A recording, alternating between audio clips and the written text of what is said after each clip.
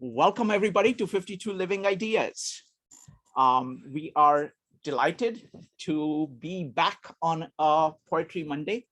And today, Maritza is going to start us off. And then we've got two special guests who are going to read their own poems. They're getting started a little early, okay? So let's get started. I request that you keep, at least for the first half an hour, the poems, which is, respectful of the guests who are there, okay, who will be coming in shortly. So let's go ahead. Maritza. Hi guys, good evening. Welcome to Poetry Mondays. My usual blurb, I will say to you guys again, the admin, if you read your own personal poem, we are delighted. And what will happen is I will reach out to you personally and ask you if you are okay with me having a copy for us to throw up in our hyperbook. What the hyperbook is, it is a running list of all of the poems that we read. We have done this. This is week 11. So for every week that we've come together to share poetry, I have collected the poems. I've found a link online to them and posted it up for you. Anytime that a personal poem was read, I only provided a PDF link copy if I was given permission by the author, him or herself. So I'll reach out to you. Feel free to tell me no, you'd rather not. If you have your own link, that's great too. So I just wanted to let you guys know that's the way we work here. Okay. So let me just do one more thing. So folks, after Maritza is done reading the featured poem, everyone is welcome to read any poem that they like and talk about it for about 2 to 3 minutes, after which we're going to do breakout rooms. Okay, and we will talk about the breakout rooms shortly, immediately after this. Maritza. Yes, sorry, yes, that's true. And also later, I'll post a link for you guys to the hyperbook if you're curious about some of the earlier sessions. Okay, guys, so today we're going to read Ego Tripping, There May Be a Reason Why, by Nikki Giovanni. Oh, I did have a request, Shrikant, to see if we can throw the poem up on the screen while I read it. I don't mind to do that. Are you okay with me doing that? Go ahead. Okay. I shall do that right now.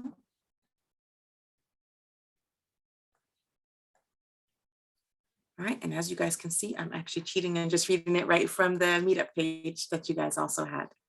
And if you guys want to see it in another venue, it is on the meetup page for today. Ego Tripping. I was born in the Congo. I walked to the Fertile Crescent and built the Sphinx. I designed a period so tough that a star that only glows every 100 years falls into the center, giving divine perfect light. I am bad. I sat on the throne drinking nectar with Allah.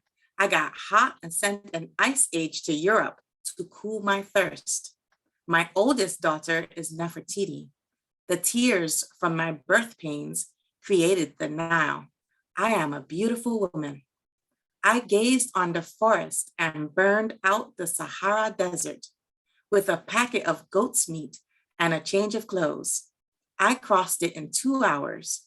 I am a gazelle so swift, you can't catch me. For a birthday present when he was 3, I gave my son Hannibal an elephant. He gave me Rome for Mother's Day. My strength flows ever on. My son Noah built a new ark, and I stood proudly at the helm as we sailed on a soft summer day. I turned myself into myself and was Jesus. Men intone my loving name. All praises, all praises. I am the one who would save. I sowed diamonds in my backyard. My bowels deliver uranium. The filings from my fingernails are semi-precious jewels. On a trip north, I caught a cold and blew my nose, giving oil to the Arab world. I am so hip, even my errors are correct. I sailed west to reach east and had to round off the earth as I went. The hair from my head thinned and gold was laid across 3 continents. I am so perfect, so divine, so ethereal, so surreal. I cannot be comprehended, except by my permission. I mean, I can fly like a bird in the sky. So I like this poem for the absolute ridiculousness of it, but the non-ridiculousness of it. I feel like this should be life goals. We should think of ourselves so highly that this could potentially be probability. I love the energy, the invitation to confidence that we get from this poem. You cannot help but smile when reading it, regardless of your status, your nature, where you happen to be in the day. So I read this poem for the first time, and I actually was kind of in like a little bit of a dour mood, and it kind of lifted me up, and I kind of just remembered it because it's so, to me, it's kind of silly, but I really like it. It's kind of like good imagery, and it's that empowerment mindset that I really like that. So I wanted to share that with you guys today. Wonderful. Thank you. Thank you, Maritza. Rupali, would you like to introduce the next 2 people who are reading the poem? Sure. So I have 2 of my students, Marcelo and Emilio. Marcelo and Emilio, hello. And we recently had a poetry recital at our school. Every year, children memorize poems and they recite poems. They also analyze them and talk about them. And when I asked Marcelo and Emilio if they'd like to join our group today, they willingly agreed. So Marcelo, would you like to tell us which poem you're going to recite? Sure. So I have 2 poems this evening. I have The Road Not Taken by Robert Frost, and I have O Captain, My Captain by Walt Whitman. So I'm going to start with The Road Not Taken. 2 roads diverged in a yellow wood, and sorry I could not travel both. And be one traveler long I stood, and looked down one as far as I could, to where it's bent in the undergrowth. And then took the other as just as fair, having perhaps the better claim, for it was grassy and wanted wear. Though as for that, the passing there had worn them really about the same. Both that morning equally lay, and leaves no step had trodden black. Oh, I kept the first for another day, yet knowing how way leads on to way, I doubted if I should ever come back. I shall be telling this with a sigh, somewhere ages and ages hence, 2 roads diverged in a wood, and I took the one less traveled by. And that has made all the difference. Thank you. Can you tell us why you chose this poem, Marcelo? Well, I chose this poem because it's kind of like, it has a lot of emotion, like curiosity. There's also like a major choice in his life, like what would happen, like at the end of the poem, and that has made all the difference. It makes me think like what would have happened if he chose the other road, or what would have happened if he didn't choose any road and went back. And it also has a lot of curiosity and adventure. Thank you. And would you like to recite your second poem? Sure. O Captain, My Captain by Walt Whitman. O Captain, My Captain, our trip is, no. O Captain, My Captain, our fearful trip is done. Our ship is weathered every rack. The prize we sought is won. The port is near, the bells I hear, the people all exulting. Follow their eyes to the steady keel, the vessel is grim and daring. But oh heart, heart, heart, bleeding drops of red, I walk the deck, my captain lies, falling cold and dead. So during the poetry recital, this would be my colleague, well, not my colleague, but my classmate David's part. But I'm going to skip over that and go to the part we share at the very end. The ship is anchored safe and sound, its voyage closed and done. From fearful drip, the victor ship comes in with object won. But I with mournful tread walk the deck, my captain lies falling cold and dead. Thank you for sharing that. Do you want to tell us why you and David chose this poem? Well, it also has a lot of meaning, like the road not taken. Like, for example, instead of like a life choice, it's kind of like a lost, well, not really a lost cause. It's like they completed whatever their fearful trip was, but they did lose their captain. So that means they lost something in life, but so did they like get their objective done. Thank you. Thank you for sharing that. And Emilio, would you like to share your poem? Yes. So, which poem are you reciting? The Walrus and the Carpenter by Lewis Carroll. Well, that's a very long poem, isn't it? Yes, I'm doing it with 2 other students from my school, so I only have a part in it. And so will you recite your part? Yes. Okay, thank you. The eldest oyster looked at him, but never a word he said. The eldest oyster winked at him and shook his heavy head, meaning to say he did not choose to leave the oyster bed. But for young oysters hurried up, all eager for the treat. Coats were brushed, their faces washed, their shoes were clean and neat. And this was odd because, they hadn't any feet. 4 other oysters followed them, and yet another 4. Thick and fast they came at last, and more and more and more, hopping upon the frothy waves and scrambling upon the shore. It seems a shame, the walrus said, to play them such a trick. Wonderful. Thank you. Now, can you tell us why you chose this long poem? It's not the whole poem. Seems a shame, the walrus said, to play them such a trick. After we brought them out so far and made them so quick, the carpenter said nothing, but the butter spread too thick. I weep for you, the walrus said. I deeply sympathize. Shall we be trotting? I weep for you, the walrus said. I deeply sympathize. With sobs and tears, he sorted out those of the largest size, holding his pocket handkerchief before his streaming eyes.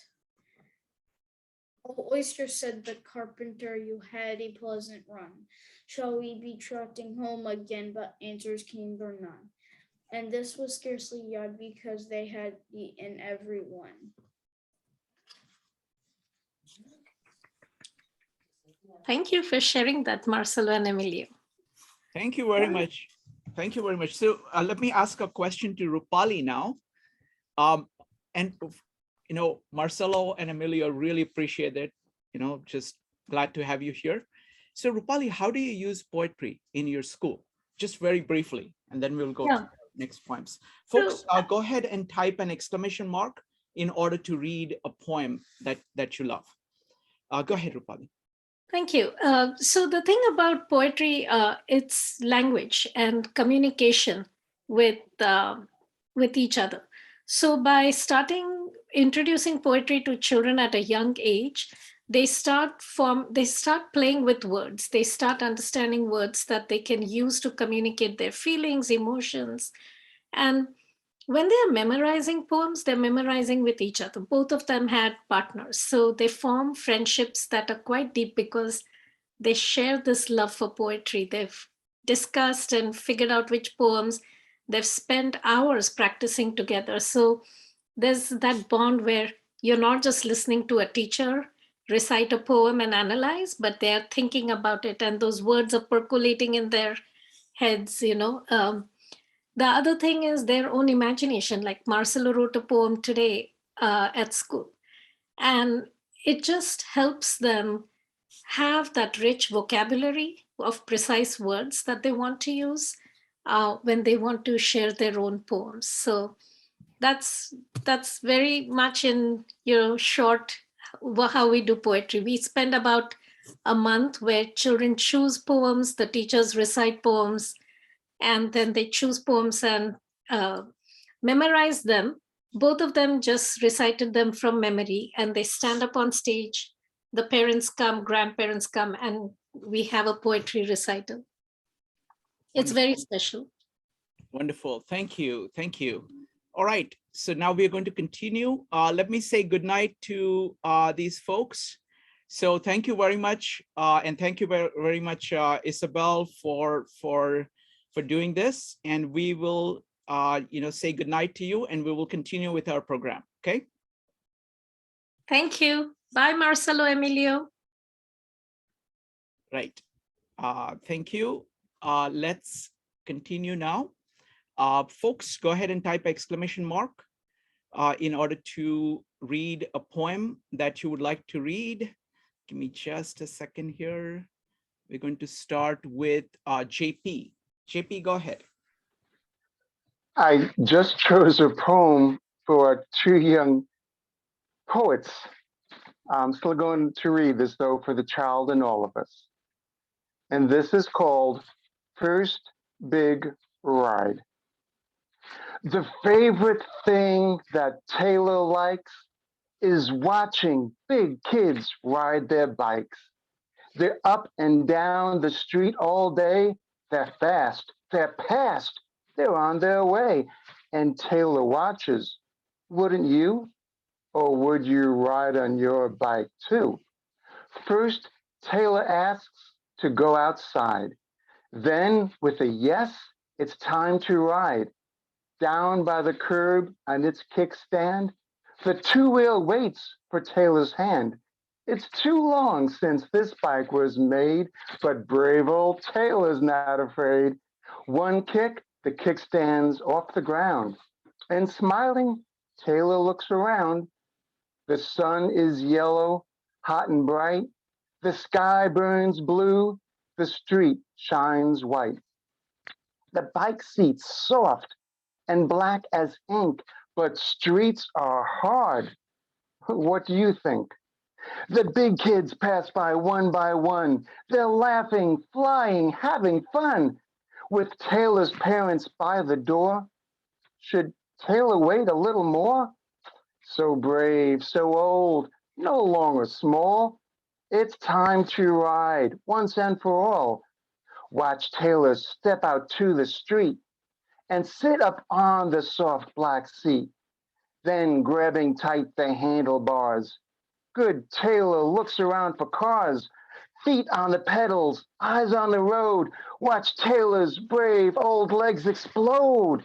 Into the wind, whoosh, Taylor goes. Wind tugs the hair, wind shrugs the clothes. The little kids all cheer, hooray! Could you grow big in just one day? Now Taylor wonders how it feels to ride without the training wheels. Wonderful. Thank you. Thank you, JP. Would you like to speak a little bit about it? I wrote that 30 years ago when I was raising my daughter when she was 5 for a couple of years and didn't have a lot of money. So I would write her stories in poetry, and then I would go out to poetry readings and read them. And I was very shy, and so is she. But when we get out places, to get me on stage, she goes, "My dad's going to read a poem. He's going to read First Big Ride, so everybody pay attention. It's funny at the end." Oh, that's priceless. Thank you. Thank you, JP. Next up is going to be Mike, Allison, Brian, Jim, and Joe. Mike, go ahead. I chose the poem Our Deepest Fear by Marianne Williamson. Our deepest fear is not that we are inadequate. Our deepest fear is that we are powerful beyond measure. It is our light, not our darkness, that most frightens us. We ask ourselves, who am I to be brilliant, gorgeous, talented, fabulous? Actually, who are you not to be? You are a child of God. Your playing small does not serve the world. There's nothing enlightened about shrinking so that other people won't feel insecure around you. We are all meant to shine as children do. We were born to make manifest the glory of God that is within us. It's not just in some of us, it's in everyone. And as we let our light shine, we unconsciously give other people permission to do the same. As we're liberated from our own fear, our presence automatically liberates others. What do you like about this one? I like it. We actually used this poem when we did the meetup on the fear of success. And I thought it dovetailed nicely with Maritza's beginning about the poem. There was so much potentiality and accomplishment in Maritza's poem. And then I'll focus on one stanza where Williamson says, we're all meant to shine as children do. And I thought that fit nicely, having those two young gentlemen read the poem the way they did, and just having taught children for so many years, that I think the last part of that stanza, when she says we were born to make manifest the glory of God that is within us, it kind of just gives me the feeling that we should look more toward children sometimes and try to recreate that natural curiosity and ability to just flow that they have, you know, and try to get some of that back. Wonderful. Thank you. Thank you. Firstly, Rupali, thank you for inviting your students, because it's really interesting to see the power of art, that something which is very deep can be understood by anybody at any level. You know, it's like they will get whatever they get, and they will get something directly, and something will remain kind of at the periphery. And as they think more, as they grow more, they will get more from it. But the love of art, love of poetry that starts early is going to pay so much dividends across time. So thank you very much. Next up is going to be Allison. Allison, go ahead. Okay, so it's a little long. I'm going to do The Bells by Edgar Allan Poe. Mm-hmm. Okay. Silver bells, what a world of merriment their melody foretells, how they tinkle, tinkle, tinkle in the icy air of night.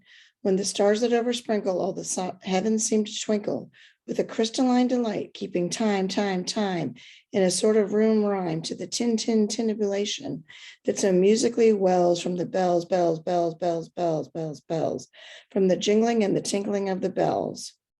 Hear the mellow wedding bells, golden bells, what a world of happiness their harmony foretells.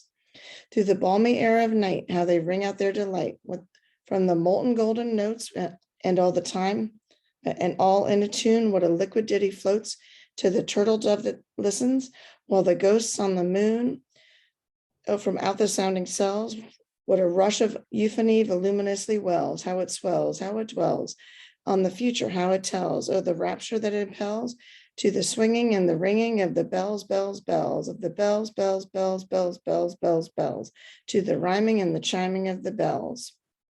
Hear the loud alarum bells, brazen bells, what side of terror now their turbulency tells, to the startled ear of night, how they scream out their affright, too much horrified to speak, they can only shriek, shriek out of tune, in a clamorous appealing to the mercy of the fire, in a mad expellation of the deaf and frantic fate, leaping higher, higher, higher, with a desperate desire and a resolute endeavor, now, now, to sit or never, by the side of the pale-faced moon. Oh, the bells, bells, bells, what a tale their terror tells. Oh, despair, how they clang and clash and roar. What a horror they outpour on the bosom of the palpitating air. Yet the ear it fully knows by the twanging and the clanging and how the danger ebbs and flows. Yet the ear distinctly tells in the jangling and the wrangling how the danger sinks and swells by the sinking and the swelling of the anger of the bells, of the bells, of the bells, bells, bells, bells, bells, in the clamor and the clanging of the bells. Hear the toiling of the bells from bells.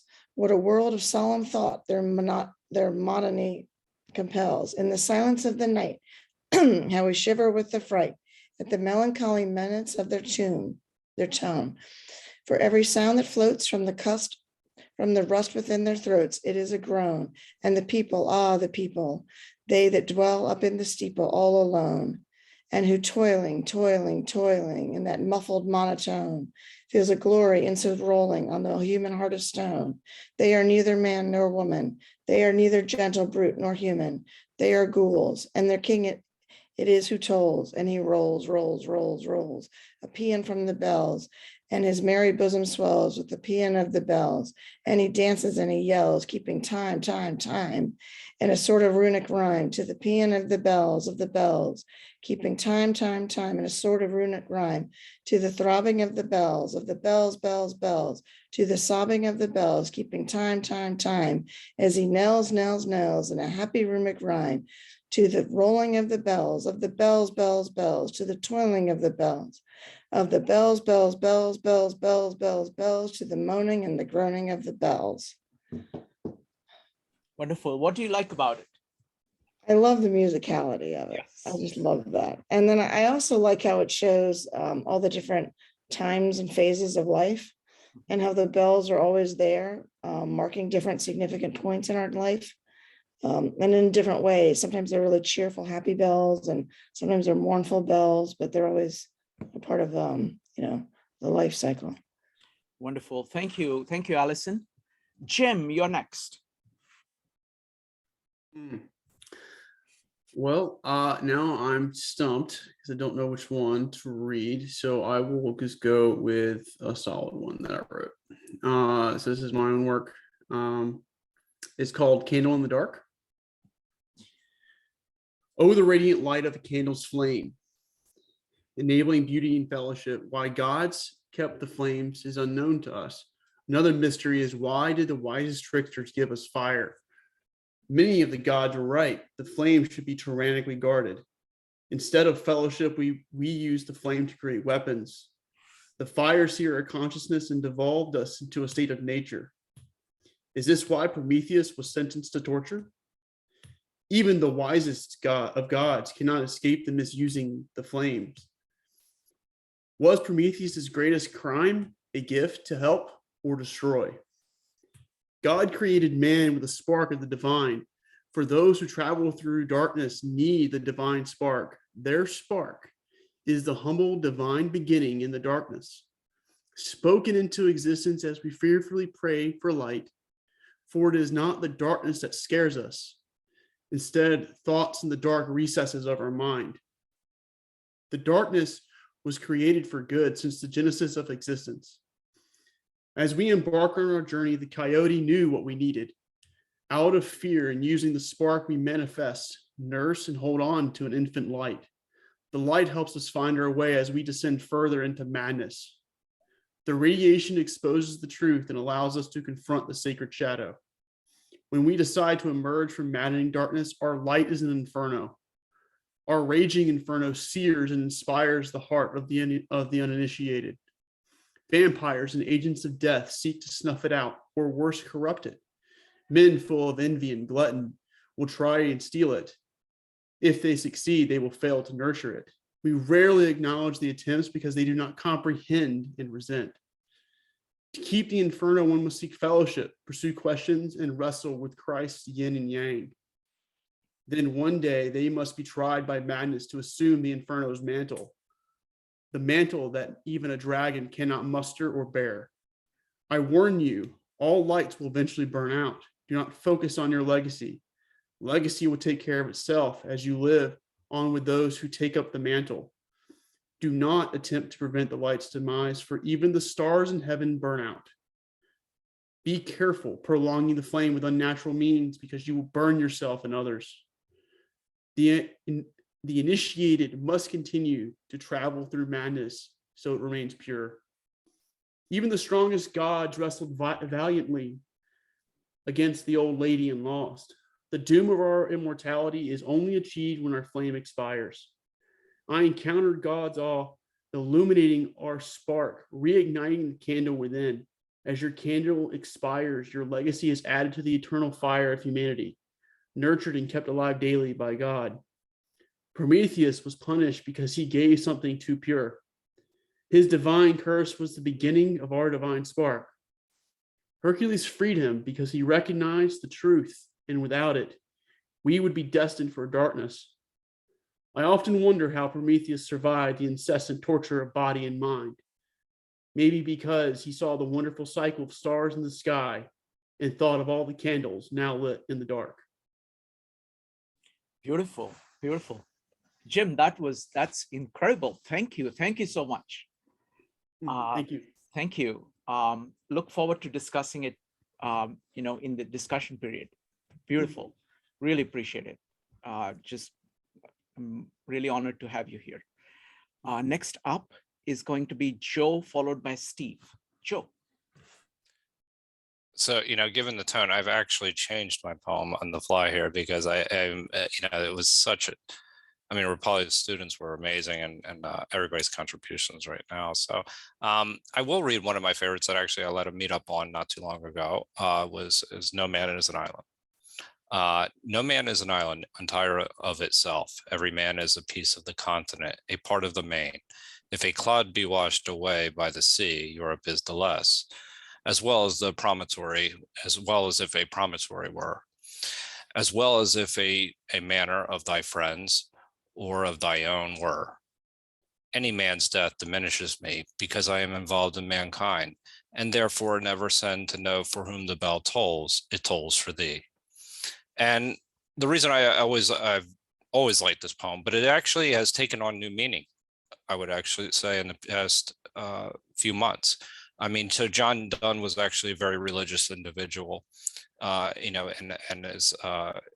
was a Christian, but thinking about the Bhagavad Gita and thinking about the God internally and how we're all interconnected and seeing ourselves. And he uses the imagery of a piece of land washing away, but seeing the God in everyone and seeing ourselves and everyone else. Don't ask for whom the bell tolls. It tolls for thee. It's part of me. It's part of humanity that's dying. So I think that's, it's always been one of my favorite. There's a variety, there's a whole host. He was actually thought he was dying when he wrote this. So, he's hearing the bell tolls when he wrote this. And he captures it like, don't worry about it, because every time somebody dies, don't worry about yourself. It's part of you that's dying. So anyway, it's always been one of my favorites. I'm glad I changed it from my other poem that was a little bit too dark for such a wonderful evening. Wonderful. Thank you. Thank you, Joe. Next up is going to be Steve, followed by Marco. Steve. Well, it looks like everyone's going long today, so I'll join the party. Please. This is The Death of Allegory by Billy Collins, written in 1991. And allegory is where the people or objects of the story are symbolic. If you read The Animal Farm in school, you're well prepared to understand allegory. I'm wondering what became of all those tall abstractions that used to pose robed and statuesque in paintings and parade about the pages of the Renaissance, displaying their capital letters like license plates. Truth cantering on a powerful horse, chastity, eyes downcast, fluttering with veils. Each one with marble come to life, a thought in a coat. Courtesy bowing with one hand always extended. Villainy sharpening an instrument behind the wall. Reason with her crown and constancy alert behind a helm. They are all retired now, consigned to a Florida for tropes. Justice is standing by an open refrigerator. Valor lies in bed listening to the rain. Even death has nothing to do but mend his cloak and hood. And all their props are locked away in a warehouse. Hourglasses, globes, blindfolds, and shackles. Even if you called them back, there are no places left for them to go. No garden of mirth or bower of bliss. The valley of forgiveness is lined with condominiums, and chainsaws are howling in the forest of despair. Here on the table near the window is a vase of peonies, and next to it, black binoculars and a money clip. Exactly the kind of thing we now prefer. Objects that sit quietly on a line in lowercase. Themselves and nothing more. A wheelbarrow, an empty mailbox, a razor blade resting in a glass ashtray. As for the others, the great ideas on horseback and the long line virtues in embroidered gowns. It looks as though they have traveled down that road you see in the final page of a storybook, the one that winds up green hillsides and disappears into an unseen valley where everyone must be fast asleep. Wonderful. Thank you. Thank you, Steve. Would you like to speak a little bit about it? Okay, there's a lot to say. In the opening stanza, the speaker is thinking of himself, and we get involved in the poem right at the beginning. He's conveying information to us about human virtues that define humanity, and that he senses we are losing. We are becoming more dehumanized. There are suggestions of loss, loss of virtue, justice, that these symbols are no longer alive, and that they are not being used by writers and artists anymore in their works. So it kind of mourns that loss.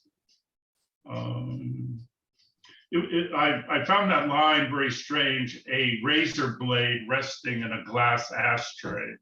That was kind of interesting imagery. It seems like we're living in a world now that's very illogical and without purpose. So I think I'll conclude there. Thank you. Thank you, Steve. Next up is going to be Marco, followed by Joelle. Marco. This is called The Bagel by David Ignatow. It's from a book of 180 contemporary poems. I stopped to pick up the bagel, rolling away in the wind, annoyed with myself for having dropped it as if it were important. Faster and faster it rolled, with me running after it, bent low, gritting my teeth. And I found myself doubled over and rolling down the street, head over heels, one complete somersault after another like a bagel, and strangely happy with myself. Would you like to Yeah, go ahead. I guess I like the, it's sort of like simple and, but I think it means like, he's like upset that he dropped his bagel, but it's like, then he starts doing somersaults. So it's like, oh, he was upset at first, but like, who cares really? And yeah, that's it. Wonderful. Thank you. Thank you, Marco.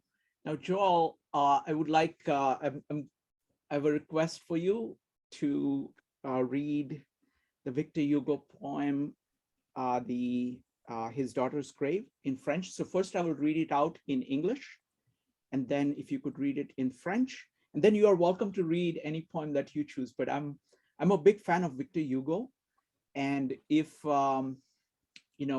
if ever I decide to take the effort to learn French, it would be for reading Victor Hugo. This is the first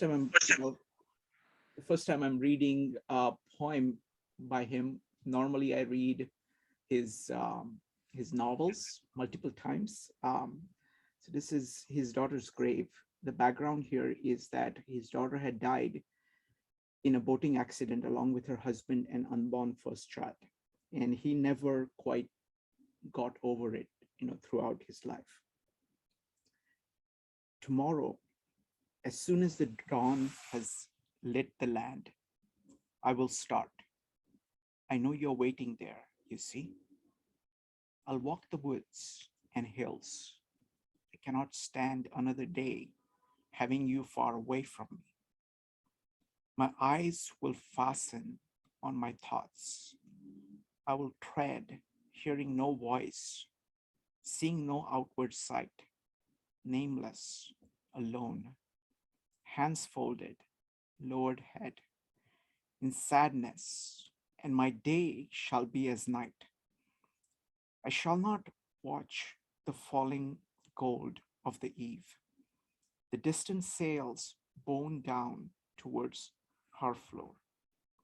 I'll come and lay my tribute on your grave, green holly, gathered tight with ling in flower. Thank you. Joelle, if you could read the French version. Yes. Demain dès l'aube, à l'heure où blanchit la campagne, je partirai. Vois-tu, je sais que tu m'attends.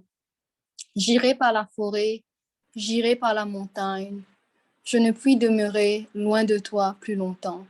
Je marcherai les yeux fixés sur mes pensées, sans rien voir au dehors, sans entendre aucun bruit, seul, inconnu, le dos courbé, les mains croisées. Triste et le jour pour moi sera comme la nuit. Je ne regarderai ni l'or du soir qui tombe, ni les voiles au loin descendant vers la fleur. Et quand j'arriverai, je mettrai sur ta tombe un bouquet de houverts et de bruyères en fleurs. Thank you. So the thing I like about the poem, I'll talk a little bit about it, and you probably will be able to talk more about this, but I like the mind of Victor Hugo. The way in which, I mean, I've experienced it more fully with his novels. He has a sense of grandeur about human beings. And in the simplest way, he's able to discuss things about human beings. You can take the most smallest of characters, like Gavroche in Les Miserables, and simplest of actions. And there, in those actions, he can bring out what it means to be human. And it, you know, your reaction is, wow, you know, it's kind of light-filled view of what human beings are and can be. What I like here is just the simplicity of this action. It is, I like the way it builds. You know, it starts very slowly and then it builds up, and you get kind of, you know, a little bit concerned about it. You're saying, okay, now this is becoming dark. And at the end, there is this kind of serene paying of tribute. So I just love the kind of simplicity. You can see the gravity of it. You see the sadness, but you see how he's carrying it, how gently he's carrying it. It's just, you know, it's like, it's the kind which actually makes you have respect for the memory as well as the person who is you know, expressing that memory. Joelle, what about you? What do you think? That poem is really, it's actually one of my mom's favorite poems. I think the contrast that he makes also in regards to day becoming night, it really, you know, it's like, it has so much meaning, you know, it's like everything, it's so deep. His pain is so deep that he's, you know, he can translate that to, for him, it's like he's so in such grief that for him, the day is actually a night. So I think the contrast between that is really beautiful. And also the way he described, for example, he said that he's not, he cannot even see outside. He cannot even like hear any noise. So it's really deep. he's really trying to express like how much grief he's into, but nothing matters anymore, right?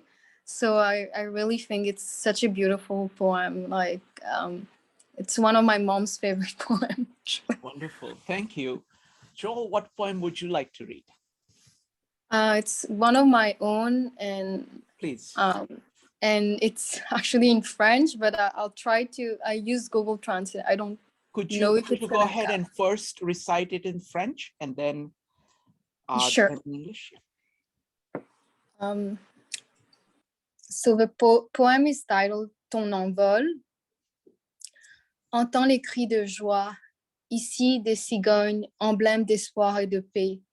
Je rêve de pouvoir voler comme elles, être complètement enivré d'amour, de ressentir la liberté, de se laisser aller, de parcourir le ciel bleu, un ciel qui devient mon salut. Être léger comme un nuage, s'envoler loin, encore plus loin, l'espoir d'un jour nouveau qui éclaire nos esprits bafoués, bafoués par les incompréhensions d'une société brisée. Soit cette force, cette volonté d'espérer encore et encore pour enfin devenir l'exemple d'un avenir meilleur. So I'll try to read it in English, but honestly, in English, it's not as because it is very hard. It's like, you know, yes. Especially if it is your own work. That's why I don't ask people to talk about their work, because normally that all the work that you have had to say about it goes into the poem itself. But please go on. So I don't know if we can translate it really. It's flying. It's sort of flying. The title of the poem is like Your Flight. Hear the cries of joy, stalks here, emblems of hope and peace.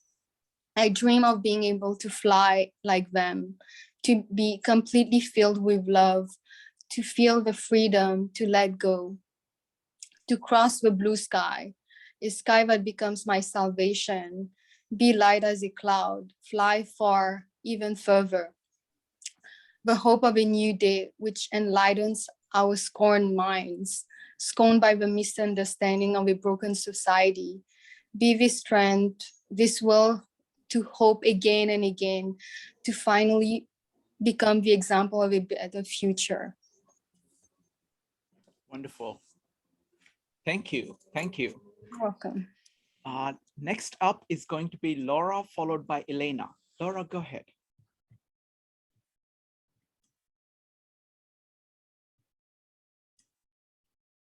Laura, could you go ahead and unmute yourself? My poem is by William Carlos Williams, and it's a very simple poem, and it's called Is This Just to Say? And let me just get back to it now. Sorry. I'm working in two different venues here. You can hear that I no longer have that horrible thing going on. Took me weeks to get rid of it. That's why I haven't been around though. Sorry. I'm sorry, wait a second. I'll lose my, I was gonna do it so fast and you were gonna be so proud. And now I've lost my, I'm sorry. I've lost my That's page. all right. Just take your time. I'm gonna have one person read it and then you'll be. Okay, I got it, I got it. Okay, go ahead. Okay, this is just to say, I have eaten the plums that were in the icebox and which you were probably saving for breakfast. Forgive me, they were delicious, so sweet and so cold. Now, it is a very simple poem, but it potentially has a lot of meaning in many different ways. Part of it is that he was a pediatrician. He worked his whole life and he wrote poetry. And his poetry, basically, he wanted to incorporate his everyday life. And this could be part of his everyday life, getting up, running downstairs, grabbing something out of the fridge, eating it and realizing it must have been for his wife or something. He could have done it in the middle of the night when he was trying to write poetry. Or there's some people who say there was like a lot of hidden meaning about the politics of the time with communism and all sorts of things if one wants to get into that kind of thought process. I read this when I was in high school and I've had this poem in my mind ever since then.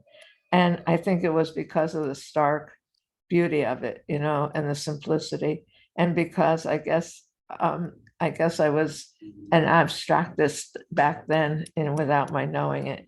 And it is very much a piece of abstract art in many ways. So that's what I think about this poem. And I could probably sit and, you know, ponder all different kinds of meanings, but we're not going to do that. And I don't actually like to do that. I like to let things be what they are. And you can all interpret it how you like, because that's what you do with abstract things. Thank you. Thank you, Laura. Next up is going to be Elena, followed by Rupali. Elena. Hi, everyone.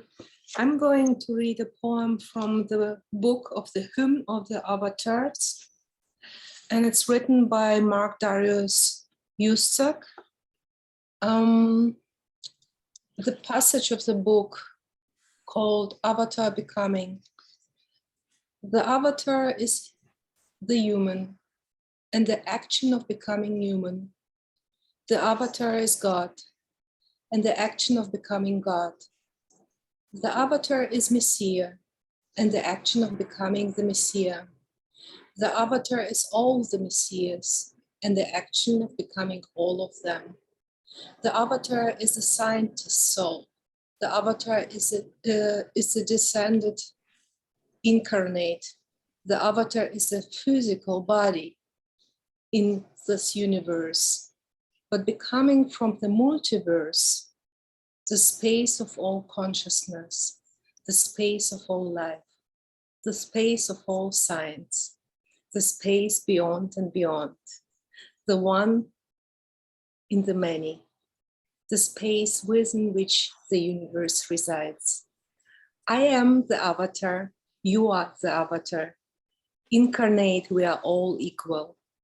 We are all creators.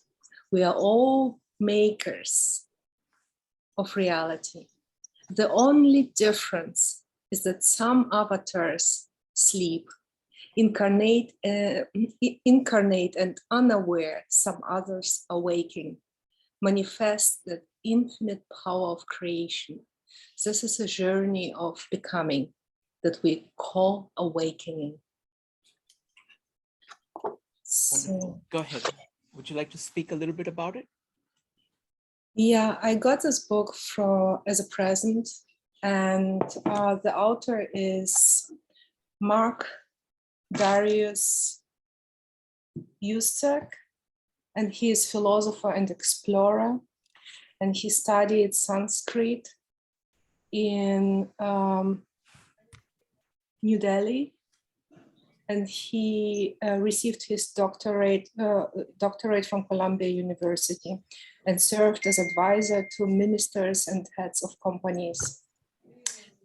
Well, one day he was meditating and wrote a book, The Hymn of the Avatars, and I think it's a very nice book.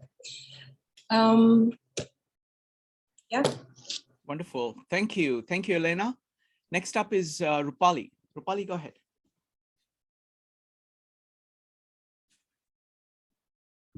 Thank you, Shrikant. My poem that I'm going to read is called Be the Best of Whatever You Are by Douglas Malloch. If you can't be a pine on the top of the hill, be a scrub in the valley, but be the best little scrub by the side of the rill. Be a bush if you can't be a tree. If you can't be a bush, be a bit of the grass and some highway happier make. If you can't be a muskie, then just be a bass, but the liveliest bass in the lake. We can't all be captains. We've got to be crew. There's something for all of us here. There's big work to do, and there's lesser to do. And the task you must do is the near. If you can't be a highway, then just be a trail. If you can't be the sun, be a star. It isn't by size that you win or fail. Be the best of whatever you are. Wonderful. What do you like about it?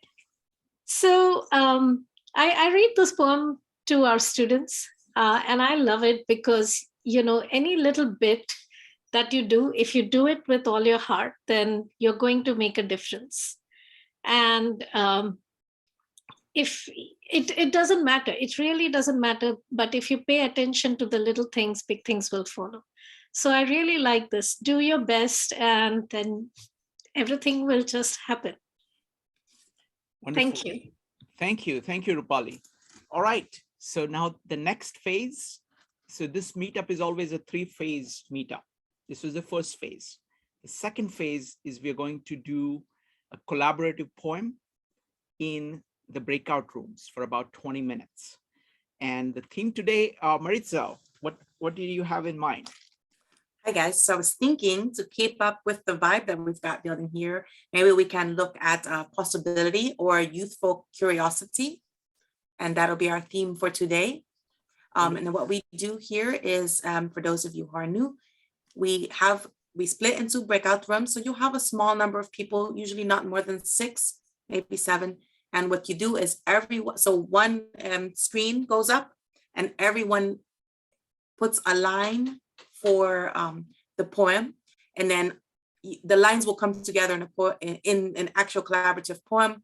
Usually, we have about 15-20 minutes in the breakout room, so the first 10 minutes or so are spent writing lines, 10-15 minutes, and then the last 5 minutes we'll look at them together, decide if we need to rearrange anything, and then we come back to the main room here and read the poems that we've created out loud. And every time we've done it in this style, we have come up with something incredible, and it allows us to kind of almost subconsciously ponder the theme that we've presented. Wonderful. And the breakout rooms are going to be led by Maritza and Allison, and we'll have 20 minutes to work on it. And when we come back, Allison and Maritza are going to read out the poem, the collaborative poem that you guys made. And then we'll talk about the experience, and then we will talk about kind of art and poetry in general. Starting the breakout rooms now. Welcome back, folks. Welcome back. All right. So now we're going to have the 2 facilitators in the breakout rooms read the poems. We'll start with Maritza this time, followed by Allison, if it's okay. Hers is brilliant, Shurkan. I just want you to know. There's no bias there. It's not like she wasn't part of the one composing it. Thank you. All right, so this humility is appealing. It came back all feisty from the breakout room. I've always felt that way, Joe. I've always maintained that that's thank what you. it should be. All right, guys, you gotta let me read the poem. I dream of all the possibilities, but my curiosity brings them to life. They say possibilities are really infinite. Curiosity inspires possibilities. I live in a kaleidoscope of childlike imaginings. Why, I wonder, don't the tall people smile as much as me? Rainbows, colors, dragons swirl around me. Possibilities live in a land of their own. Can possibilities be real? I started square dancing around the problem, and a solution appeared. Curiosity didn't kill the cat, it saved it. The Minotaur became a vegetarian and ate tricks for breakfast. Winding and spiraling, this maze excites and delights. Big, small, wide, narrow, standing still or moving fast. Shining bravery like a warrior ready to fight the world. Curiosity forest fade into dreams of possibility. The more questions I asked, the more the sky opened up. Curiosity got me into trouble and out of trouble, but it has always kept my spirit alive. Beautiful. Thank you. Thank you, Maritza. And thank you, everyone in that breakout room. Next up is going to be Allison. Okay. Opening the door to a star left on, a new adventure awaits. And I stand on the cliff of life. Looking up, I see the light as it was never meant to set. The soft humidity of an early summer night with all that lies ahead, warming my soul and lifting me to explore. Exploring the unknown allows me to expand my imagination. I walked through the door with only the wonder and awe that a child could have. Explore what? I do not know. Like explorers sent out to the edge of the world, I meet with my Argonauts and drive. The scent of jasmine and honeysuckle dripping in the wind. Excitement and anxiety overcomes us as we take our first mile, as home disappears, unraveling the untamed world where wild things are. The rumble of the ocean with the crackle of the bonfire and the laughter can be heard through the dark. I follow my laughter like I follow a map. Wherever I dream, I arrive. I'm discovering things that I never thought were possible. Wonderful, beautiful, beautiful. Thank you. All right, this is a topic which is really heart of what we do here at 52 Living Ideas of Possibilities, exploring possibilities. So would love to hear people talk about this topic in prose and whatever your experience. Go ahead and type an exclamation mark or raise your hand in Zoom in order to speak. You can talk about your experience in the breakout room as well. You can talk about what you learned about possibility that you had not grasped before, about this possibility and childlike curiosity. What did you learn about it? What are your thoughts about it? That's the question. Next up is going to be Joe. It's interesting. I guess if I think about curiosity and the curiosity that a child has, I think about, is it possible to teach creativity? And the reason I ask that is because we're naturally curious. So then if we're naturally curious, then what is it that we need to do to recapture that if we lose it? And that's where I start to think about the possibilities of creativity, how it can be actually taught.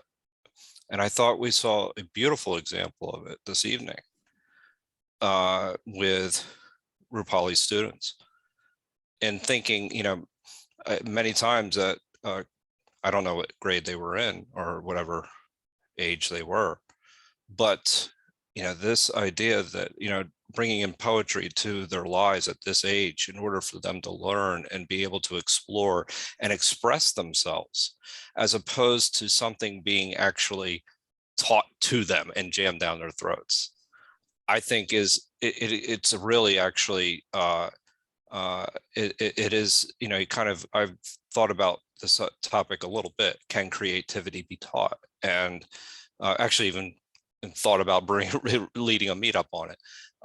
But in this case, this is a really great example of, again, that we're teaching ourselves to recapture what those two students actually were doing this evening.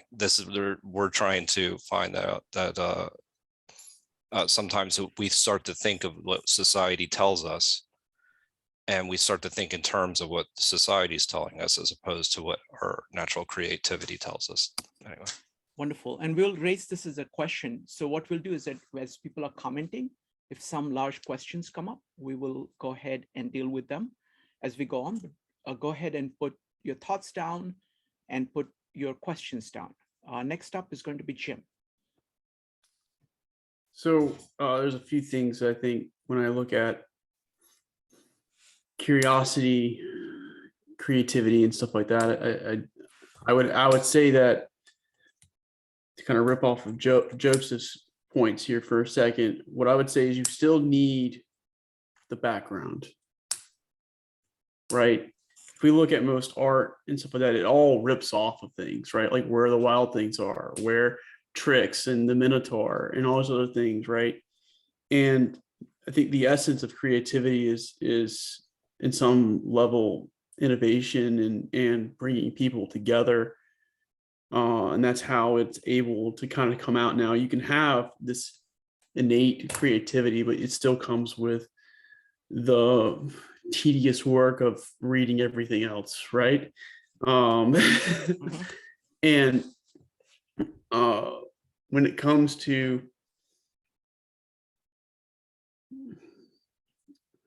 curiosity in particular, I wrote something interesting a while ago, which I call it the Curse of Eve, in which the moral, I guess the moral of that would be, will you discipline your curiosity? Would you like to read it?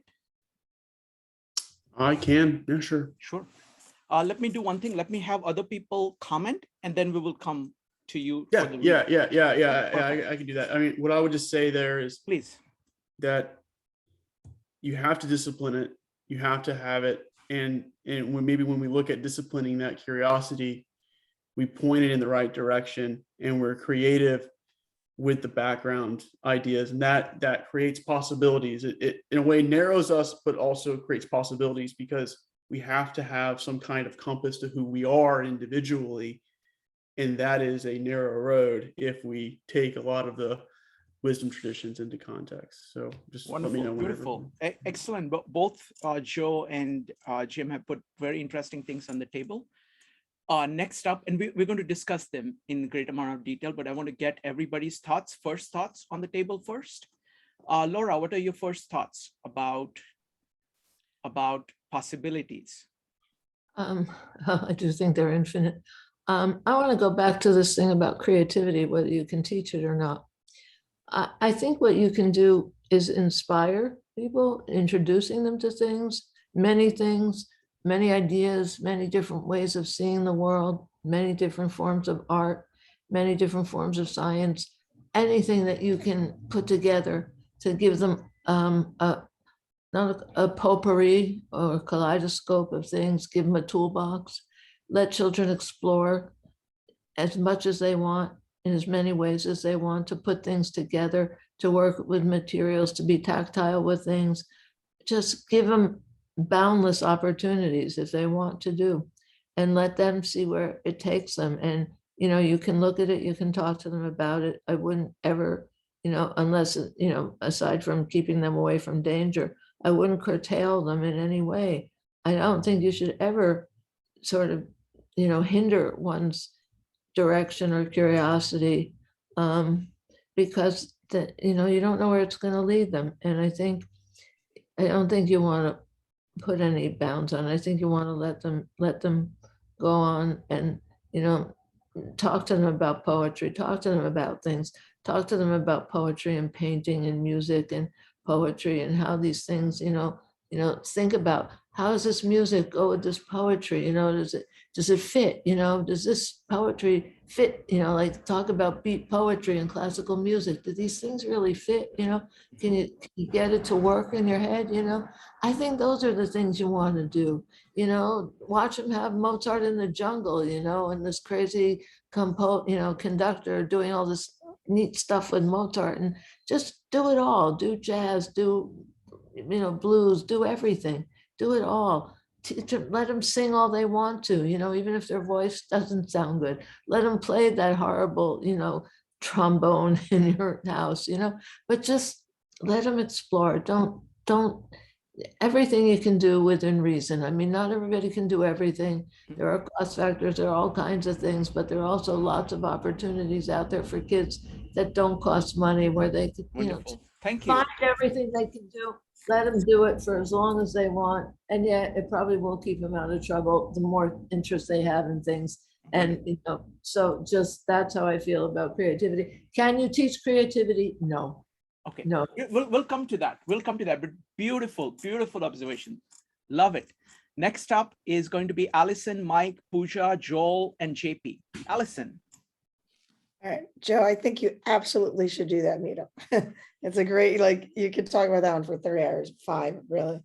But the thing about the possibility, I think the thing what happens is when you're young, you feel like you have so many possibilities, that everything is available, everything is new, everything is fresh. And then I feel like what happens when people get older is the world is massive. There's tons of possibilities. There's always new things to try, new things to learn. But what happens is not that the possibilities run out. It's that people talk themselves out of it. And it's more that fear of trying something new that holds people back rather than the opportunity to try new things. You know, I mean, you could be 80 years old and pick up a guitar for the first time and say, all right, I know I'm going to play badly, but you could try it, but people don't, you know? And so I think sometimes that ability to take chances is just something that we just have to like do within, you know? Wonderful. Thank you. Thank you, Allison. These are just great points. So what I'm going to do is that I'm going to hear everything, then I'm going to recap everything that is being said, and then we'll go from there. Next up is going to be Mike, followed by Pooja. Mike. I'm listening to Laura, Allison, and Jim, and to me, I'm kind of building a timeline in my mind. And it seems like the younger that we are, we have the curiosity, and we don't have any restrictions on our lives in terms of paying bills and you know, living a life. I like the way Jim said you have to kind of almost discipline your curiosity at some point, because as an adult with responsibility, you can't just keep going out of certain bounds, because then your responsibilities get in the way. So there's a conflict as you get older that kind of inhibits us. So, you know, maybe it's nice to have the responsibilities, but always make a portion of your life available, whether you're playing in a band in a basement that nobody's going to hear but you and 2 or 3 other musicians, or being part of a meetup like this, where you get to just, you know, you had your responsibilities during the day, but you come here and you get to take it away a little bit. But I just like the way everybody that went before me, they built really nice timeline of the child growing up to the adult. Wonderful. Thank you. Thank you, Mike. Next up, these are just incredible points. So it's going to be really interesting discussing them once we have everything on the table. Next up is going to be Pooja, followed by Joelle. Pooja. Yeah. Hi, I'd like to add up to what Allison and Mike said. So I think when we are children, we have to learn everything. And I believe our mind works as such that once we learn something and we make a cycle out of it, we generally tend to be following the same cycle and never try to get out of the cycle. So when we are children, we know very few things. So we have to basically try to grasp as much as possible. And at that time, we are willing to learn whatever we find. So that is why our imagination or creativity is sparked. It's from a willingness to learn and a requirement to learn. As we grow old, we get settled up and we have our own way of life. And now the necessity to learn decreases. So even our creativity or imagination decreases. And there was this video on YouTube about Jiddu Krishnamurti that I once watched, and he was talking to children about living a free life and doing what they want to do. He asked them to become a painter or a musician if they wanted to, and one little kid said, I cannot be that because I won't be able to make enough money. So can I be both an engineer to make money and the music and pursue music so that I can be happy? And he said that if you want to pursue your passion, you need to just pursue it completely and leave everything else aside. Okay, thank you. Thank you, Pooja. Next up is going to be Joel, followed by JP and Steve. And then we're going to put together all the points. I'm going to recount everything everybody has said, and then we'll see where it takes us. Joel. Yes, I think everybody has like really, really great points in regards to creativity and possibilities, and I do agree that when we're younger, the creativity like that we have, or even possibilities, is more infinite, because it's like our mind when we're a child just keeps on imagining things, and that's why kids actually learn so fast, because that's why parents actually want to encourage creativity by enrolling their kids in, you know, music classes, theater classes, you name it, right? I do think that, you know, when we're younger, you know, we have more possibilities of, you know, even allowing the creativity, right?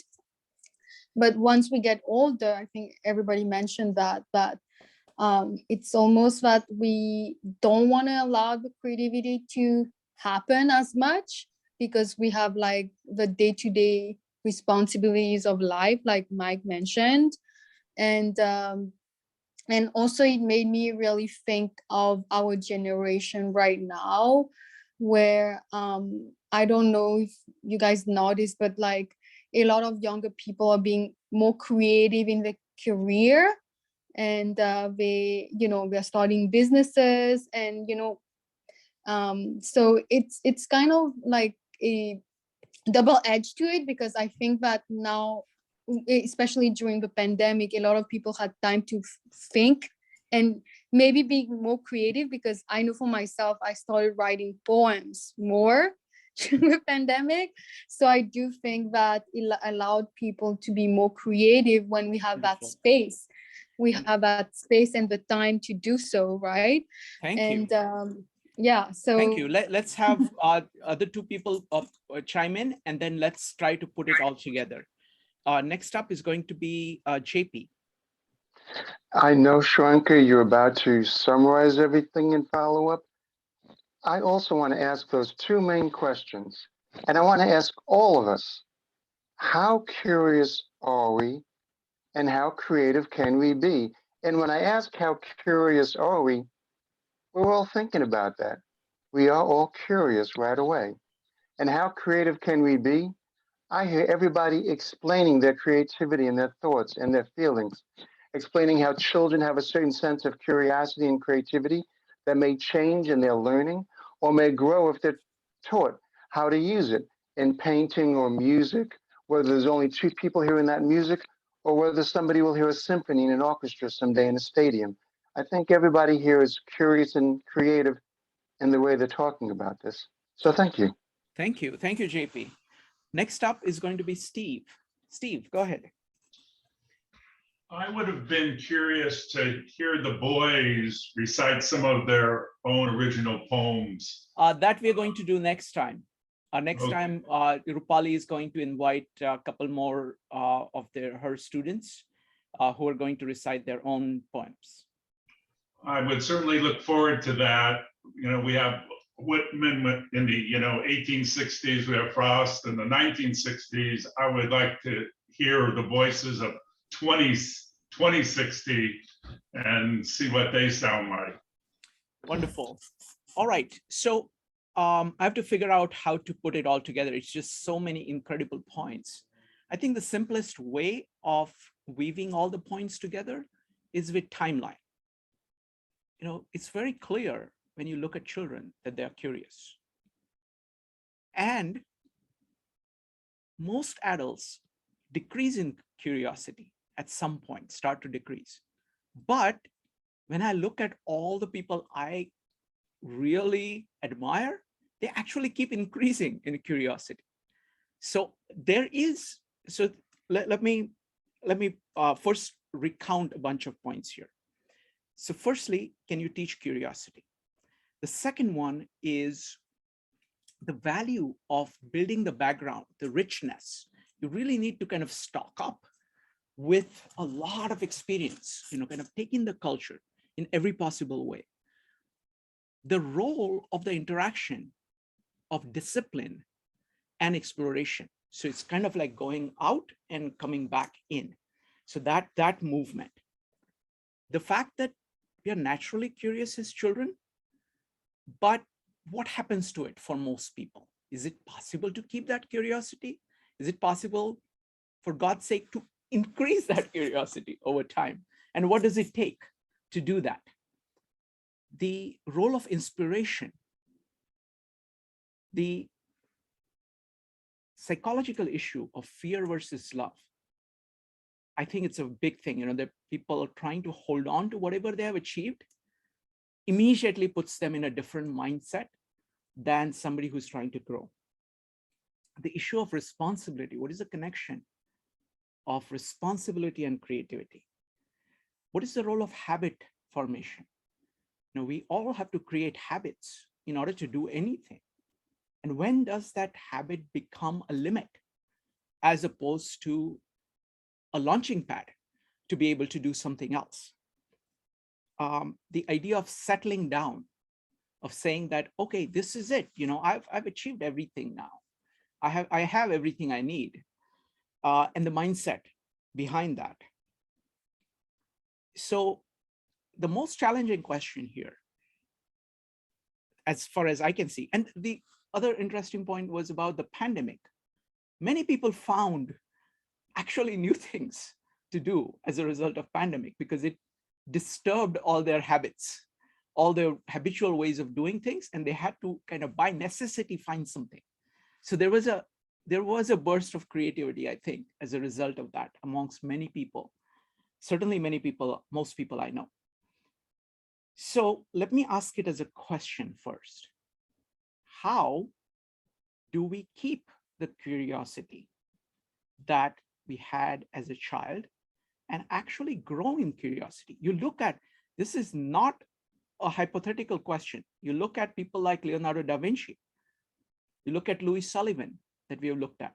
Towards the end of their life, they are doing things which are new, and they are continuously asking, you know, what is more? What is more? So it's certainly not impossible. So what is it that makes that possible? So let me put that as a question for anybody who wants to answer it. You know, you can bring in anything that you want connected to it. So how do you not just maintain the curiosity? So let's make it more challenging. How do you increase your creativity as you grow up? You know, many people said that creativity naturally goes down as you age. But suppose you had to increase the creativity. Look at people who have increased their curiosity, not curiosity, but creativity over time. What does it take? And what is the role of fear versus love, role of discipline, role of background richness, role of inspiration, role of exploration, role of responsibility, role of habits in building your curiosity over time? So that's the question. We're going to start with Joe, Jim, Pooja, and Maritza. Joe. So there are like so many things in this possibility. You know, I think one of the things that we've covered here quite a bit at 52 Living Ideas is transcendentalism. And I think that there's an interesting parallel there. This idea of your intuition to do what you actually know that you think that is what is right. That's a really important thing. And I actually love, there was a quote actually from Steve Jobs' speech at Stanford, where he tells the students, the new graduates, your time is limited, so don't waste it living someone else's life. Don't be trapped by dogma, which is living with the results of other people's thinking. Don't let the noise of others drown out your own inner voice. And most important, have the courage to follow your heart and your intuition. Somehow you already know what you truly want to become. Everything else is secondary.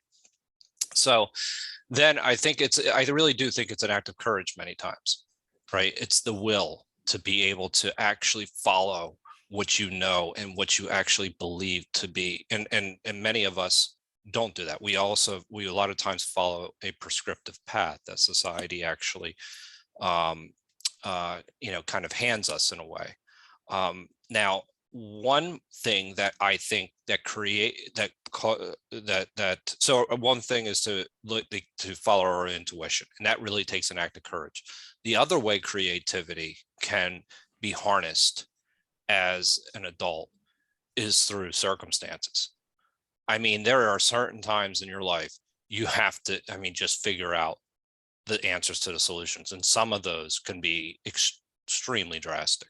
You know, so that we have to, you know, think about people that are actually forced to be creative in the sense of the Ukraine right now, who are, you know, that will force you out of your comfort zone. So another thing really quickly, and I'll be very quick about it, is this idea of not attaching ourselves to forms, like essentially not getting comfortable in we talked about our comfort zone quite a bit here. And the last point I had was actually my most important one, and now it just went in and out of my head. So there you go. All right, you can go ahead and type exclamation mark to come back in. Wonderful. I would I'm just going to try to summarize, not try to summarize, but I'm going to give a impression. Go ahead. Can it be taught? Can it be taught? Absolutely. No, but that's not, yeah, kindergarten chats. Okay, and that's it. Okay, thanks. Okay, wonderful. So folks, the question is, how do you increase your curiosity as you age? How do you increase your curiosity over time? What do you need? What do you do to do that? And there are two things that I heard Joe say. Okay, I'm going to hear only some things. Okay, I'm going to capture only something because I have to be much shorter than people who are speaking. So I hear two things. One is authenticity. Live authentically, engage authentically with your values, with your actual life. Second thing is the issue of circumstances, but I'm going to twist that, saying put yourself. I mean, there are times where you end up being in a situation which is different, but you can also do that by putting yourself into new situations which are inspirational, which are ones that actually challenge you, take on challenges. So those are the two things I heard Joe say. Next up is going to be Jim, Pooja, Maritza, Elena, Allison, and Mike. Jim. Trying to keep it extremely brief. I guess what I'll say here is redefine creativity. One, okay? Creativity is not limited to the arts. Like hard left turn, right turn, however you want to redefine that, is not limited to the arts.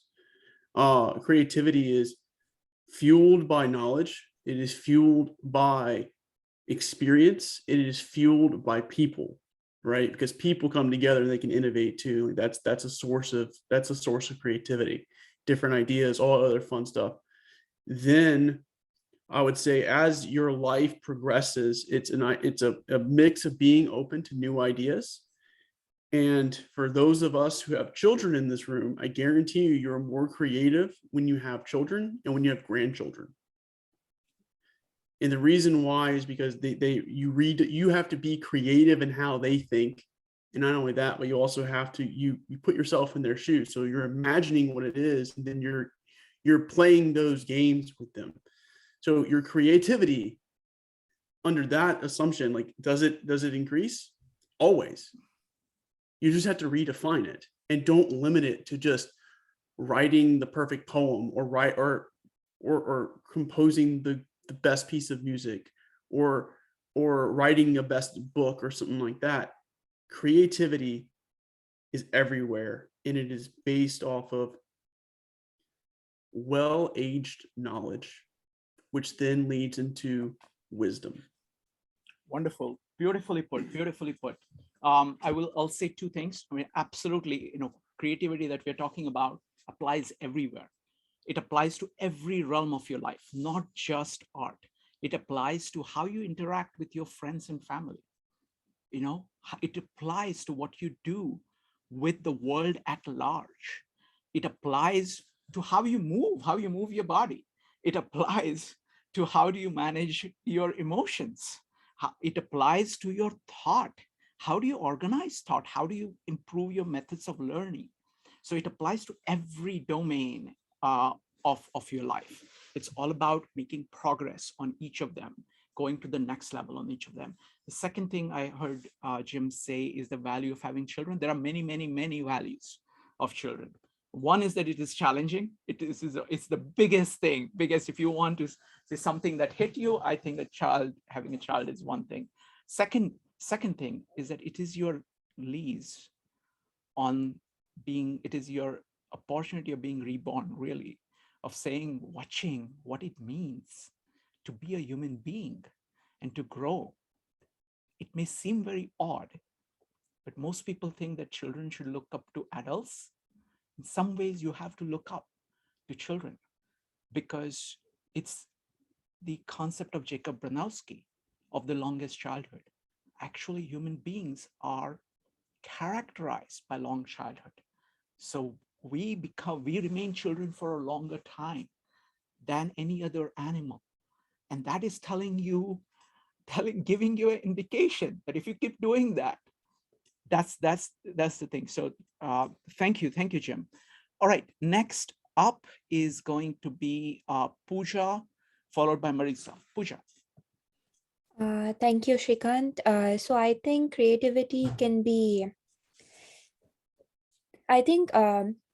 if people are passionate and they decide to follow their passions throughout their life, the creativity increases, because if they are passionate about something, they have to learn it, right? And then if it gets them wondering about the new possibilities, the more they learn, the more it'll be easier for them to pursue new possibilities, and which makes them learn more, which opens up more possibilities. So I think if you have to be if you have to increase your creativity as you grow old, the best thing to do is to pick a passion that you love and follow it no matter what. Yes, excellent point. Do what you love. That's a huge thing, because to give you an example, when you're drawing, I recommend that you draw faces, because you've got I tried that and I hate myself when I do that. Yes. So the point is that you have a feedback mechanism. The more you love something, the more you want it to be as good as possible. You will work as hard as you possibly can to make that happen.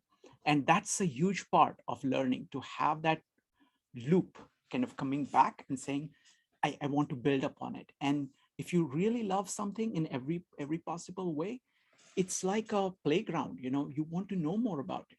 You want to spend more time with it. And you have this enormous number of feedback loops going. You work with people who love the same thing. You learn something from them that you have not seen before. So I think that the passion is it's a great point. Next up is going to be Marisa, followed by Elena. Marisa. I have to say, I'm almost very hesitant to go after some of the words that we've heard from several of the others here. I really love the concept that Jim spelled out for us, where, it's the trickle effect of wisdom and discipline and knowledge towards creativity. Because I think often people think of creativity as this so random ephemeral thing that you might be able to touch, you might not. And I really love the reminder that it's there, you can reach for it, but you have to reach for it. So I think that's a way to increase one's creativity as we are adults now and not children. It's really the humility to change perspectives. Oftentimes we can't use the creativity that exists within us or around us, because we get stuck with this one perspective, like, I can't do that, I'm an adult now. That's a very limiting perspective. And that's a simple example, but there are so many things in our life that we think are this way, and that limits us a lot. So I think that it's the being willing to throw away a preconceived notion is the first step to opening the door to greater flow of creativity. And also, it's just trying to see things from a different way. I think really it just position open. If we walk through life in position open, I think that we're going to touch more creative moments than we possibly could if we walk with the mind that, things have to be just so, or this should be this way. If we throw that notion away, then we're in a better position to find a different way of doing things. And because what is creativity other than exactly that? It's finding a different way to make something fit, work, to stylize something. You say draw faces. What comes to mind for me, I've never done this, by the way, but what comes to mind is that all of us in this room will draw the same face differently. It will look very differently because maybe for me, I'm drawn to the eyes. Somebody else may be drawn to the eyebrows, and they might not even realize it. Or perhaps, to me, one set of lips may look huge. To someone else, they may look tiny.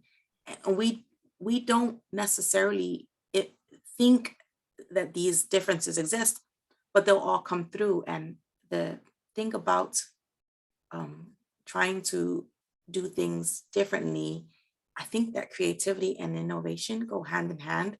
I really also like that Jim reminded us that creativity doesn't only reside in the realm of art, that it resides in all things. And so, if you can't, when I'm telling people to look up whenever they find themselves under trees, really I'm inviting them to, invoke their inner creativity and curiosity. Wonderful. I'm going to build on just one point that made, like, many people think that there is a contrast between discipline and creativity. And actually it's the opposite. I want to give two examples, one from music and one from science. There is also, I want to bring in the point about humility. You look at Newton, he's a mathematician. He's a very disciplined thinker, very disciplined thinker. And towards the end of his life, what does he say? He says, I don't know how other people see me, but for myself, I seem to have been just a boy playing on the seashore who found some shells more shinier than others. So this is the sense of the grandeur of the world, and saying that, that I know something, there is more to be learned. So having that context and having the discipline. Same thing, I heard an interview with one of the top musicians from India. Now it takes enormous amount of discipline. He says, nowadays he's like 80. He says, I can sing only 8 hours a day. When I was young, I would sing like 16 hours a day. And that's the kind of discipline that is needed to build up. And he says, look, I'm still trying to understand this rag. This is a particular kind of emotion, because in Indian music, it is all about getting to the core of your being with music, with sound. And that is an infinite expanse. Just like Newton is talking about this infinite expanse outside, this gentleman is talking about infinite expanse inside. And he's saying, I kind of get some parts, but there is so much more that I want to be able to do. And this is like the topmost person in the field. So this is a great example of both discipline, humility, ambitiousness. You say, no, I'm 80, but I'm working at it. I'm trying to get more of it. Similarly, with Newton.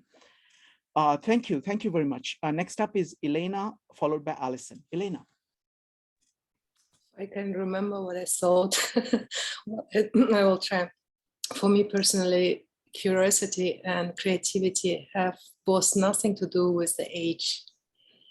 I think for some reason that creativity comes more out in later age with experience and is building up on experience. And curiosity is, for some reason, I have such an idea, it's connected to consciousness. Because curiosity, if I do not see, if I don't perceive, I cannot be curious, even if it's in front of me. I have to be able to perceive first, to ask more. And I remember that creativity, in my personal case, depended on base, because as I changed countries, I realized that my creativity was driven by my environment. And I lived in certain countries where I was just not able to be creative because it was not the point to be creative. It was very rigid thinking. Mm-hmm. But then I moved and I realized I had to learn to be creative, and I was allowed to be creative. And it was welcome. So it depends on your environment too, and how also creativity has something to do with abstract thinking. And abstract thinking comes with age. So Thank for you. Thank me, you, Elena. neither or both have nothing to do with age here. Thank you. Thank you, Elena. I want to follow up on just one point about curiosity, what you said.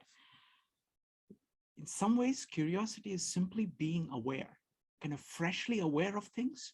Like most people will substitute form of what they have grasped in the past. That limits they think they don't need to be present. They don't need to be aware. The growth is going to come from that spark of genuine consciousness, saying, what is it? What is it? What is it? Freshly asking those questions. And creativity is the result of that happening over time. All the good work that you have done kind of put together. So I think that's very good observation. Next up is Allison, followed by Mike. Allison. I think all of these things are part of it. You have to create time and space to be able to be creative. You have to have discipline. But I think at its heart, you have to be willing to take chances. And I had found this quote that I had thought about reading, but it's not a poem, so I decided not to. But I think it really kind of speaks to it. And there's a curse word in it. So feel free to bleep this out for YouTube if you need to. That's all right. No, that's YouTube can handle curse words, I've found. Okay. All right, good. It's by Brookhampton. I found my happy place the day I stopped comparing myself to everyone else and just embraced that I'm strange as fuck and oddly out of place. And I kind of dig it that way. My weirdness is my magic. Wonderful. Thank you. Thank you, Allison.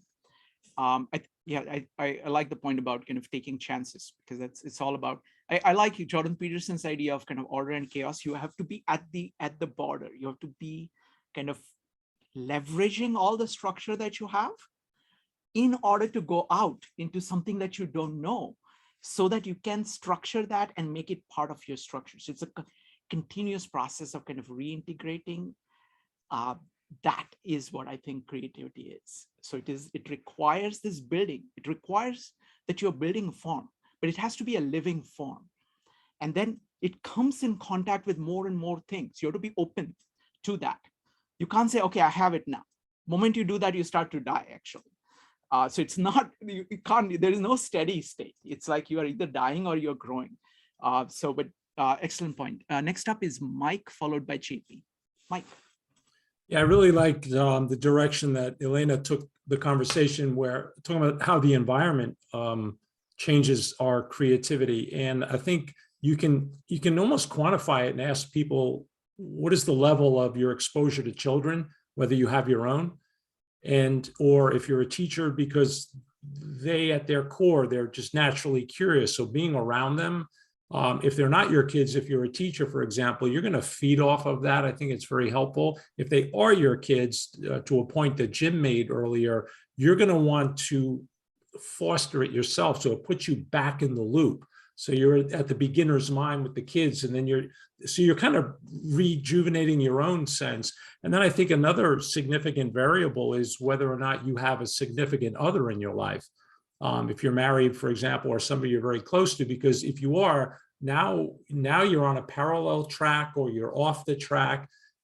I think that really adds some complexity to this conversation if there's somebody in your life, because if you're growing and your significant other is not, that creates a conflict that might put you back in time. So just in general, Elena's comment, that environment kind of changes things a little bit. Wonderful. Thank you. No, that's huge. Next up is going to be JP, Joe, Laura, and Marco. JP. On being curious and creative, I'm going to Rumi, the Sufist mystic of the 13th century, and I'll quote Rumi 3 times. 1, when you let go of who you are, you become who you might be. And 2, what you seek seeks you. And 3, keep knocking, and the joy inside will eventually open a window and look out to see who's outside there. Wonderful, beautiful. Thank you, JP. Next up is going to be Joe, followed by Laura and Marco. Joe. Yeah, so really quickly, I'm going to try and link this, the idea of curiosity, creativity, And I think one of the most important things that we can probably take away from it is today is Rapalli's poem. And many times we have this idea that, and Jim actually reminded me of this, that better is the enemy of good. You know, we have to remember that. And what happens when we try to make something better? Who are we trying to make it better for? It's no longer for ourselves, right? So this idea that it kind of kills creativity and that we're not willing to fail. So then there's that fear factor that comes in. And that starts to kill, that's paralyzing in and of itself, because then you start to have the fear, and then you start to try and make things better. And then you never really experience what it is to iterate and kind of be creative. And this is the thing about creativity. It's accessible to everyone, right? It's being the best that you possibly can be. That's linking it back to Rapalli's poem this evening. Be the best that you possibly can be. And that's the creativity that we can all access. You know, another thing is the idea of just children. I do think that the idea of children, it's very important. There's two things, is that that when they were reciting the poems, those two poems that were recited this evening, Jeff recited one and I recited another. And I actually appreciated their takeaways more. Mm-hmm. I mean, not to, it was interesting when I heard them. I was like, wow, you know, and I've read that poem quite a bit in The Road Less Traveled. Mm-hmm. But the other thing, one last point, is that the beauty of a child is that they don't know things can't be done. And sometimes we're in yoga classes and things like that, and we see children being able to do these things that adults can't, and it's because they're just doing it. They're not thinking about it. They remove the barriers that they've created in their head that they can't do it, and then once the adults remove those barriers, they're able to do things like a handstand or a headstand. And you know, not to say that physical youth doesn't matter, but people are able to do things that they were once able to do as a child. And the only reason why is because they've removed the boundaries that they actually believed that were in place many times. Wonderful. So folks, we'll be wrapping up very soon. And for those who want to stay, Joe, you're still up for the diagram? Okay, so what we're going to do, we're going to have two more comments, and then I'm doing a preview of the meetup that we are going to do on Wednesday about applying Carl Jung's ideas on MBTI. So if you're interested in MBTI, if you have, especially if you have taken tests, that the cognitive function test, the 8 function test, I want to show you how to, I'm going to draw a portrait of Joe. Okay, I'm going to stop the recording and I'm going to draw a portrait of Joe with the MBTI stuff. So if you're interested, you're welcome to stay for that. So let's do a quick comments by Laura and Marco, and then let's go. Laura, go ahead. Okay. I think, yeah, there's creativity in the form of arts. You have to be creative to be a scientist, a doctor. You have to be creative to be anything. I have to be creative sometimes to get through the day, you know, to find workarounds, you know, so there's creativity. And I just want to say, a couple of years ago, I decided I'm going to be brazen because, you know what, it doesn't matter, you know, just do it. Nobody's going to know me. Nobody knows me. I can do whatever I want to do, however I want to do it. And, you know, it's fun. My daughter hates it, but I have fun with it, you know. Wonderful. And I highly recommend it. Just be as brazen as you want to be. Just go. You can be whoever you want to be. Just enjoy it. And that's one last thing about this whole thing with creativity, which nobody said. Just take joy. Let it be joyful. Every moment is when you're creative should be joyful. And that's wonderful. It. Thank you. Thank you, Laura. Time. Okay. Good night, folks.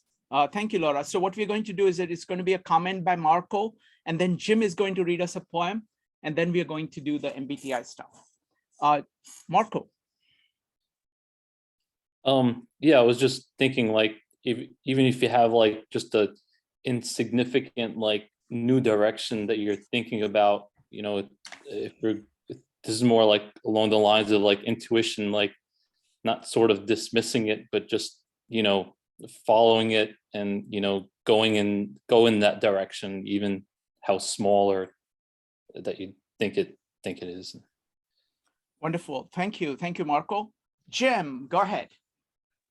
Hey, so thank you so much. And I think this probably will sum up a lot of the ideas we talked about. And art is a great way to explore things. So this is something I wrote, The Curse of Eve. At the beginning of our origin, when we were young and but infants to God, despite our many blessings, our doom taunted us. Some say it was a fallen usurper. Others claim it was a benevolent God. Before Eve partook of the apple, our existence was perfect. Or was it? We were bound by our understanding, bound to never age, never die, or overcome. Was God's gift to us as curious as our existence, or was it a curse from a malevolent God? For coincidental reasons, Eve was lured by a crafty serpent, maybe inspired by Prometheus, lured by the curious ability to challenge the divine. The tempter in his arrogance did not fear the coming tide from the divine and man. When Eve took the bite of apple, her curious mind was broken. Her mind was in those moments shattered and changed forever. The mind had knowledge of good and evil. The knowledge was like primordial titans, uncontrolled by the union of time and chaos. The knowledge she wrestled with in those moments redefined the trajectory of the divine creation. Eve at the time was the most powerful woman alive, compared to the meager box of evil flowing through Pandora's hair. The knowledge that Eve possessed was what Odin sacrificed his body and eye for. The knowledge that would cause Sumerian gods to carefully overwatch their slaves. Even though Eve could not understand the knowledge she held in her hand, she knew it had to be shared. Our curiosity was the beginning of our disobedience and suffering, or was it the gateway to salvation? Without the knowledge of good and evil, how can we understand the divine? How do we seek the middle way of knowledge with curious boundaries? How can we understand our own suffering and help others? Is curiosity our design curse or a gift in our fall from God? For how can we understand the fall without understanding our curious nature? Our curiosity is an appetite that is destructive. Our curiosity has led us to indulgent actions on the islands of Circe. Our curiosity is the devouring force of creation. Our curiosity leads us to the godlike creation experience of new worlds. I wonder if free will controls our curiosity, or are we possessed by our curious pursuits? Curiosity must be the pursuit of happiness. But wait, we must carefully tread our pursuits with respect to our fellow beings. Without that respect, it will lead to horrendous crimes against humanity. Just like the imperfect creation we are, the fruits of our curiosity build from generation to generation. Through experience exploration, we reveal the boundaries of our unknown imagination. We shine a light in the maddening darkness and cradle the divine. Be careful and seek to discipline your curiosity, or be forced to act it out forever. You will become Lord of the Flies, or your feet will never touch the ground in Neverland. Disciplining your curiosity for knowledge will give you the gift at the bottom of Pandora's box. Look back and seek the fruitful curiosities of the avatars that have come before you. An individual's curiosity can sentence you to damnation of Cain or propel you higher than Icarus. Embrace the gifts of curiosity and inspire those who are enslaved and ruled by it. Now we are adults in the eyes of God. Our current state is no mistake and is part of our natural journey. We must accept the disciplined burden of responsibility for everything we know and do not know in our curious quest to seek wisdom and meaning laying just behind our curse. Beautiful, beautiful. Thank you. I love the combination of the biblical references and the Greek references. Those two, I mean, those are such rich sources, and I like the way in which you combine them. It's a very powerful combination. So really delighted to have you here, and hope you can come back. Yes, I plan to make it a habitual thing. So thank you so much for letting me, and thank you for listening and offering that. Thank you. Thank you. So let me go ahead and stop the recording now.